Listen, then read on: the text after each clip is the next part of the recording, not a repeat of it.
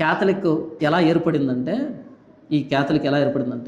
ఎందుకు రోమ్లో క్రైస్తవం భ్రష్టు పట్టిందంటే, ఎందుకు ఈ రోమ్ నుంచి ప్రారంభమైనటువంటి క్రైస్తవాన్ని మహావేశ్య, బబులోనను మహావేశ్య, 7 తలలు కలిగినటువంటి 7 కొమ్ములు కలిగిన 10 కొమ్ములు కలిగినటువంటి మహావేశ్య అని ఎందుకు వ్రాయబడిందంటే ఈ రోమును గురించి, ఈ హెలినా అనే ఆవిడ యేసుని నమ్ముకుంది. ఆవిడ ఎవరు అంటే కాన్స్టంటైన్ అనే చక్రవర్తి అమ్మ, తల్లి. రోమును పరిపాలిస్తున్నటువంటి కాన్స్టంటైన్ అనే చక్రవర్తి తల్లి పేరు హెలినా. ఆవిడ యేసుని నమ్ముకుంది. నమ్ముకున్న తర్వాత కొడుకు చెప్పింది, ఓరే నాయన యేసు దేవుడు అని. ఈయన కూడా నమ్మేసుకున్న తర్వాత ఏం జరిగిందంటే, కొద్ది కాలానికి ఈ వ్యక్తి యేసుని నమ్ముకున్నాడు, కానీ రోమియుడు. ఈయన సింహాసనానికి సెగ తగిలింది. అంటే వీడిప్పుడు రోమియుడు కాదు, మన దేవులని దేవతలని గౌరవించడు, వీడు యేసుని నమ్ముకున్నాడు అని క్రిస్టియన్గా వీళ్ళు మాట్లాడడం స్టార్ట్ చేశారు. అది నిజమే. కానీ క్రిస్టియన్స్ ఎలా చూస్తారంటే, ఈ వ్యక్తి యేసుని నమ్ముకున్నా సరే వాళ్ళకే సపోర్ట్ ఉంటాడు, రోమియుడు అని వీళ్ళు అనుకుంటున్నారు. పాయింట్ అర్థమైందా? ఇప్పుడు నెక్స్ట్ సింహాసనం మీదకి ఎవరు వస్తారు? ఈయన పోతాడు. ఎందుకని ఇటు వీళ్ళు నమ్మట్లే. ఏం చేయాలి? అప్పుడు ఆయన చేసిన పని ఏంటంటే, భ్రష్టత్వంతో కూడుకున్న పని ఏంటంటే, మతాన్ని రాజకీయాన్ని రెండింటిని కలిపాడు, క్లబ్ చేశాడు. మతాన్ని రాజకీయాన్ని క్లబ్ చేశాడు. మొట్టమొదటి భ్రష్టత్వం. అలా వచ్చింది క్రిస్మస్ అనేది. క్రిస్మస్ అంటే డిసెంబర్ 25 అంటే సూర్యుడు పుట్టినరోజు. ఎవరు పుట్టినరోజు? సూర్యుడు పుడతాడా? తండ్రి సూర్యుడు, తల్లి సూర్యుడు ఉన్నారా? అప్పుడు ఈ బాలబానుడు ఉదయించాడా? లేదు కదా. అలా సూర్యుడు పుట్టినరోజుగా జరుపుకునేటువంటి రోమియోల పండుగని ఈయన ఏం చేశాడు అంటే, యేసుప్రభు పుట్టినరోజుగా మార్చాడు. ఏమని చెప్పాడు? సూర్యుడు పుట్టినరోజు కదా 25, యేసుప్రభు గురించి ఏమని రాయబడింది? నీతి సూర్యుడు అని రాయబడింది మలాకీ గ్రంథంలో. నీతి సూర్యుడు కదా యేసుప్రభు, ఇది యేసుప్రభు పుట్టినరోజు అని వీళ్ళకి చెప్పాడు. ఎవరికి? క్రిస్టియన్స్కి. వీళ్ళకి ఏం చెప్పాడు? ఓకే సూర్యుడు పుట్టినరోజు అని చెప్పాడు వీళ్ళకి. ఇటు ఈ పండుగ రెండు క్లబ్ చేసి పడేశాడు. అదే క్రిస్మస్ అంటే. దాన్ని మనం ఎంత గ్రాండ్గా చేసుకుంటాం కదా. అలా మతాన్ని రాజకీయాన్ని ఇలా క్లబ్ చేశాడు. మతము రాజకీయం మిక్స్ కాకూడదు. మతం వేరే, రాజకీయం వేరే. మతము రాజకీయం మిక్స్ అయితే డెడ్లీ కాంబినేషన్. మతానికి రాజకీయం తోడైతే, రాజకీయానికి మతం తోడైతే డెడ్లీ కాంబినేషన్ అది కాన్స్టంటైన్ చేశాడు. ఇప్పుడు మతము రాజకీయం మిక్స్ అయిందా? మిక్స్ కాలేదు చెప్పండి. ఏ చర్చి పాస్టర్కి రాజకీయ నాయకులతో సంబంధం లేదు. ఏ చర్చి పాస్టర్ రాజకీయాన్ని గురించి చర్చిలో బోధించట్లేదు చెప్పండి ఒకసారి. ఎలక్షన్ రాకముందు నుంచే, ఇప్పటి నుంచే మనం వీళ్ళకు ఓటేయాలి, వాళ్ళకు ఓటేయాలని చెప్పకుండా ఉండే పాస్టర్ ఉన్నాడా చెప్పండి? ఉన్నాడా? లేడు. ఎందుకు చెప్తున్నాడు మనం వీళ్ళకు ఓటేయాలి, మనం వాళ్ళకు ఓటేయాలి? ఎందుకు చెప్తున్నాడు అంటే, ఆ లోకల్గా ఉండే రాజకీయ నాయకులతో వాళ్ళ బూట్లు నాకుతున్నాడు డబ్బు కోసం. అవునా కదా? మతము రాజకీయం మొట్టమొదటి కాంబినేషన్ అయింది ఎక్కడ అంటే కాన్స్టంటైన్ చక్రవర్తి. అక్కడ నుంచి స్టార్ట్ అయింది రోమన్ క్యాథలిక్ మిషన్ అనేది. ఇప్పుడు ఏ పాస్టర్కి రాజకీయ పార్టీలతో సంబంధం లేకుండా దేవుడు నాకు ఈ వేదిక ఇచ్చాడు, నేను ఈ వేదిక మీద యేసు ప్రభు గురించే మాట్లాడతా అనేవాళ్ళు ఎక్కడున్నారో చెప్పండి ఒకసారి అంటున్నా. పై నుంచి కింద దాకా ప్రతి ఓడు రాజకీయం గురించి మాట్లాడేవాడే. ఈయన వస్తే మనకి ఎలా ఉంటుంది, ఈయన వస్తే మనకి ఎలా ఉంటుంది, మనం వీళ్ళకు ఓట్లేయాలి, వాళ్ళకు ఓట్లేయాలి, నా దగ్గర ఇన్ని ఓట్లు ఉన్నాయి, ఇంత ఓటు బ్యాంక్ ఉందని మాట్లాడుతున్నావు అంటే ఈ పుల్పిట్ని దేనికి వాడుకుంటున్నావు? ఈ వేదికని దేనికి వాడుకుంటున్నావు? మతాన్ని రాజకీయాన్ని కలగలిపావు.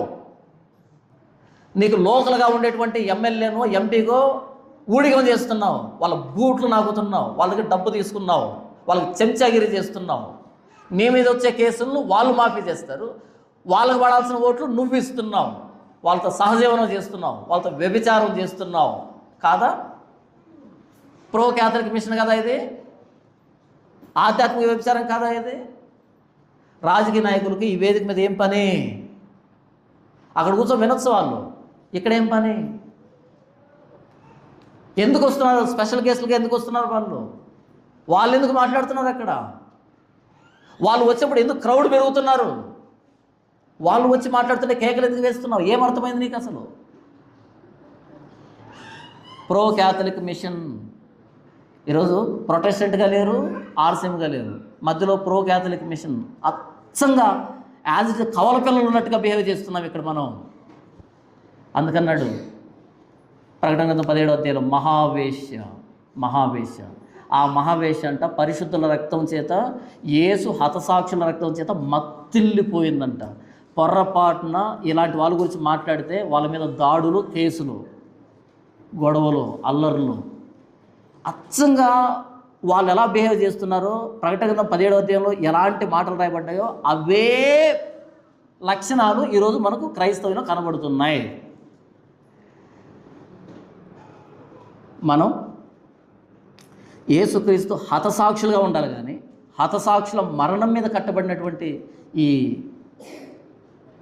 ఆర్సీఎంలు అయితే పీసీఎంలోగా మనం ఉండొద్దు. నమ్మితే యేసుని నమ్ముకుందాం, లేకపోతే బయటికి వెళ్దాం, అంతేగాని యేసు ప్రభుకి వేరే వేరే పద్ధతుల్ని ఆపాదించేంత తెలివివంతులు కాదు మనం. వద్దు. దేవుని వాక్యాన్ని ఒకటి కలపొద్దు, ఒకటి తీసేయొద్దు. మీరు ఆర్సీఎం బైబిల్ ఉంటే చూడండి, రోమన్ క్యాథలిక్ బైబిల్ ఉంటే చూడండి. 66 పుస్తకాలు ఉండవు వాళ్ళ దాంట్లో. 66 పుస్తకాలు ఉండవు, 73 లేదా 76 ఉంటాయి. ఎక్స్ట్రా పుస్తకాలు ఉంటాయి. వాటిని అపోక్రైఫా అంటారు. అపోక్రైఫా అంటే అపోస్తలు ఇది పనికిరాదని పక్కన పడేశారు కదా, బైబిల్లో దేవుని పక్కన పడేశారు కదా, వాటిని ఏరుకొని తెచ్చుకొని తగిలించుకున్నారు. అపోక్రైఫా చెత్త పుస్తకాలు. అవి తీసుకొచ్చి ఇక్కడ పెట్టుకున్నారు. దేవుడు దీంతో ఒకటి కలపొద్దు, ఒకటి తీసేద్దని చెప్తే మీరెవరు కలపడానికి? ఎందుకు కలుపుతున్నారు? ఒకటి కలపొద్దు, ఒకటి తీసేద్దని ప్రకటన గ్రంథం 22లో చెప్తే మీరెవరు కలపడానికి? ఈ లేఖనానికి సమానంగా ఇంకో మాటలు కలపడానికి మీరెవరు? కలపొచ్చా మనం? కలపకూడదు కదా. ఈరోజు మీరు బైబిల్ బుక్ స్టోర్కి వెళ్ళండి. బైబిల్ బుక్ స్టోర్లో మీకు మత్తయ్య గారు జీవిత చరిత్ర కనపడదు, లూకా గారి జీవిత చరిత్ర కనపడదు, యోహాన్ గారి జీవిత చరిత్ర కనపడదు. కనపడకపోగా యేసన్న గారి జీవిత చరిత్ర, భగత్ సింగ్ గారి జీవిత చరిత్ర, దేవదాసయ్య గారి జీవిత చరిత్ర, ఇంకొక గారి జీవిత చరిత్ర. ఎందుకు తెలుసుకోవాలి వాళ్ళ గురించి మనం? ఎందుకు తెలుసుకోవాలంటున్నా? నాకేం పని, నీకేం పని? నా గురించి మీకేమైనా అవసరమా? ఏం చేస్తారు నా గురించి తెలుసుకో మీరు? ఇదిగో ఈ టెక్స్ట్ తీసుకున్నాను, 17వ అధ్యాయం తీసుకున్నాను. 17వ అధ్యాయాన్ని అక్కడ ఉన్నట్టుగా చెప్పానా లేదా? అక్కడ ఉన్నట్టుగా ఉందా? ఓకే, తీసుకోండి. అక్కడ ఉన్నట్టుగా లేదా? వదిలిపెట్టేసేయండి. నా గురించి ఎందుకు మీకు? నా గురించి తెలుసుకొని ఏం ఉత్తరిస్తారు మీరు? అసలు నేనా మీ రక్షణకర్తని? క్రీస్తు గురించి తెలుసుకోండి, యెషయా గురించి తెలుసుకోండి, ఇర్మియా గురించి తెలుసుకోండి, యెహెజ్కేలు గురించి తెలుసుకోండి, మత్తయి గురించి తెలుసుకోండి, మార్కు గురించి తెలుసుకోండి, యోహాను గురించి తెలుసుకోండి, భక్తుల గురించి తెలుసుకోండి. వీళ్ళెవరు? వాళ్ళు 1000 సంఘాలు కట్టారు. నోరు మూసుకో గట్టిగా. ఎప్పుడు కట్టారు? ఎక్కడ కట్టారు? సంఘాన్ని భ్రష్టు పట్టించారు. వాళ్ళ సొంత ఆలోచనలతో, బైబుల్ అవగాహన రాహిత్యంతో భ్రష్టు పట్టించారు. అదే మాట్లాడుతున్నాను. 1000 సంఘాలు కట్టారంటే గుంపును సమీకరించడమా సంఘం కట్టడం అంటే? వాక్యాన్ని ఎప్పుడు చెప్పారు వాళ్ళు? అసలు వాళ్ళు అపోక్రైఫా పెట్టుకున్నారు, ఎక్స్ట్రా పుస్తకాలు తెచ్చుకున్నారు, బైబిల్ సంబంధమైన పుస్తకాలు తెచ్చుకున్నారు. ఈరోజు మన బైబిల్ బుక్ స్టాల్లో అమ్మబడుతున్న పుస్తకాలు ఏంటి? ఎవరి సాక్ష్యాలు అవన్నీ? వాళ్ళ సాక్ష్యం నాకెందుకు? ఎందుకు నాకు వాళ్ళ సాక్ష్యాలన్నీ? ఏం చేయాలి నేను? అంటే మోటివేషన్ వస్తుంది బ్రదర్, మోటివేషన్. సారీ, యేసు ప్రభు సంబంధం లేకుండా, బైబిల్ సంబంధం లేకుండా మోటివేషన్ వస్తే భ్రష్టత్వం. అది బైబిల్ నుంచి మోటివేషన్ రాకపోతే వేస్ట్. అది బైబిల్ సంబంధం లేకుండా బయట వేరే వ్యక్తి జీవితాన్ని చదువుతుంటే నాకు మోటివేషన్ వస్తుందా? బైబిల్లో మోటివేషన్ లేదా? ఎక్కడి నుంచి రాదా మోటివేషను? అపోక్రైఫా. వాళ్ళకి అపోక్రైఫా ఉంది, మనం కూడా అపోక్రైఫా తెచ్చిపెట్టుకుంటున్నాం. ఆ పుస్తకాలు చదవడం, పట్టుకొచ్చి వాళ్ళ గురించి వేదిక మీద మాట్లాడడం. వాళ్ళు ఎందుకు వచ్చారు ఇక్కడ? PCM, pro Catholic machine.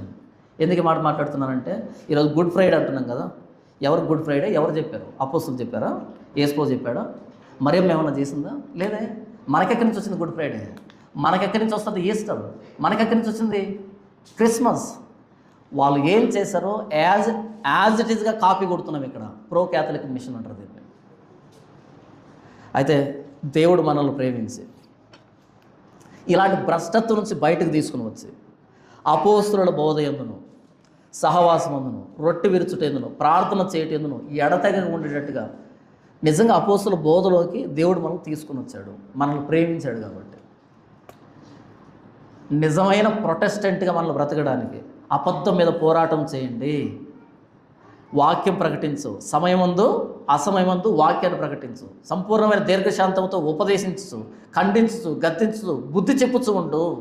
ఎందుకనగా జనులు హితబోధన సహింపక దురద చెవులు గలవారి తమ స్వకీయ దురాశలకు అనుకూలమైన బోధకులను పోగు చేసుకుంటున్నారు. కాబట్టి సత్యానికి చెమని ఒక కల్పనా కథల వైపు తిరిగే కాలం వస్తుందని అపోస్తలుడైన పౌలు చెప్పాడే. ఈరోజు మనం వాక్యం దగ్గరకు వచ్చాం, వాక్యాన్ని ప్రకటించుకుంటున్నాం. మనుషుల పద్ధతుల్ని, ఈ మహావేశ బబులోను లాంటి పద్ధతుల్ని, ఏకమైనటువంటి కార్యాలని, అసహ్యమైన కార్యాలని, బైబిల్ సంబంధమైన దేన్ని కూడా మనం పట్టించుకోవట్లేదు. వాటిని విసర్జిస్తున్నాం, వాటితో ప్రొటెస్ట్ చేస్తున్నాం, గొడవ పడుతున్నాం. ఇలాంటి బాధ్యత, ఇలాంటి రోషం దేవుడు మనకిచ్చాడు లేఖనాన్ని బట్టి. ఎంత ప్రేమిస్తే ఆ రోజు మార్టిన్ లూథర్ని దేవుడు ప్రేమించాడు కాబట్టి అంత సమాజానికి ఎదురుగా వెళ్ళేటట్టుగా ఆయన వాడుకున్నాడు. ఈరోజు మనల్ని దేవుడు ప్రేమించాడు కాబట్టి ఇంత భ్రష్టు పట్టిన సమాజానికి ఎదురుగా వెళ్ళి వాళ్ళు ఎదురించి మరలా లేఖనం దగ్గరకు రండని గద్దించేటువంటి కృపను దేవుడు మనకిచ్చాడు, అవకాశాన్ని, భాగ్యాన్ని మనకిచ్చాడు దేవుడు. కేవలం ప్రభువైన యేసుక్రీస్తు మరణ సమాధి పునరుద్ధానాలు ఎందే అతిశయపడేటట్టుగా దేవుడు మనకు దీవించాడు. ఏ మనుషులు కానీ, ఏ సిద్ధాంతాలు కానీ, ఏ డినామినేషన్లు కానీ మనల్ని అతిశయానికి గురిచేవు. కేవలం ప్రభువైన యేసుక్రీస్తు మరణ సమాధి పునరుద్ధానాలు ఎందే అతిశయం మనకు. ఆయన నా కోసం శిలువలో ప్రాణం పెట్టాడు. ఆయనకు నాకు మధ్య ఉన్నటువంటి ఈ సంబంధాన్ని ఇంకెవరితో నేను ప్రత్యామ్నాయం చేయదలుచుకోలేదు. నేను ఆయనే, అంతే. ఆయన అర్థం చేసుకోవడానికి అపోస్తులు, ప్రవక్తలే, ఇంకెవరు వద్దు, ఇంకే పరిస్థితి మాకు వద్దు. లేఖనాలనే ప్రామాణికంగా పెట్టుకొని, క్రీస్తునే ప్రామాణికంగా పెట్టుకొని, క్రీస్తునే గురిగా పెట్టుకొని, మన విశ్వాసానికి కర్త అయిన క్రీస్తును చూసి ఆయన వైపు నడిచేటువంటి, పరిగెత్తేటువంటి కృపని దేవుడు మనకిచ్చాడు. అందుకు మనం ధన్యులమే, దేవుడికి మనం కృతజ్ఞతాలు చెల్లింపు బద్దులమై ఉన్నాం. దేవుడి వాక్యం దీవించును గాక. ఆమెన్.